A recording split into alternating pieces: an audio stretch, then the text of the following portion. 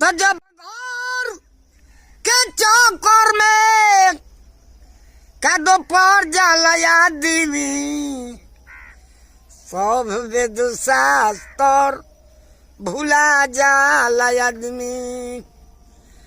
पुत्र के वियोग चाहे दौलत के शोक में केहू मरेला मोहब्बत के रोग में।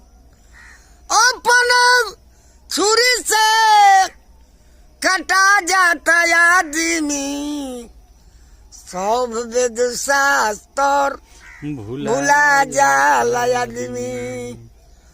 दुनिया में रथना रुकल दशरथ के सब केहू जान गईल इनका समरथ के।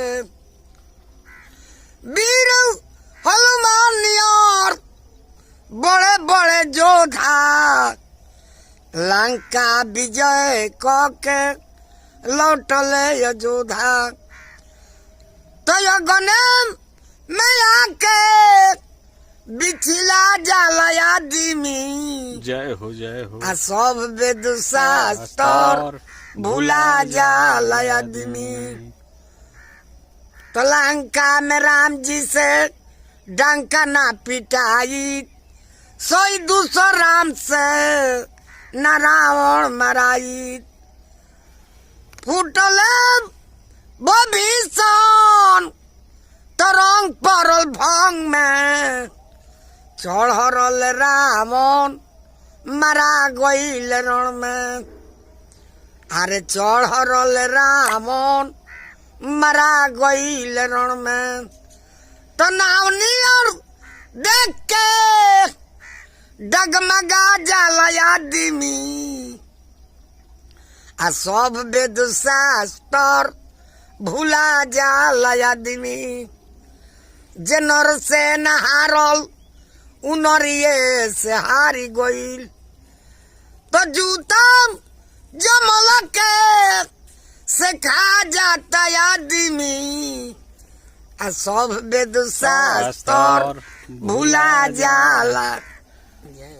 बड़ा नीमन संदेश सुदेश्वर राय जी के जे जब अपना पर पड़ेला तो सब वेद शास्त्र भूला जाला आदमी। कोई के गवानवा भवनवा में ढील गईल अपने पारा गईल पुरु बाबा बलमु। आर पिया रोहित बुनिया में राख लेते दुनिया में।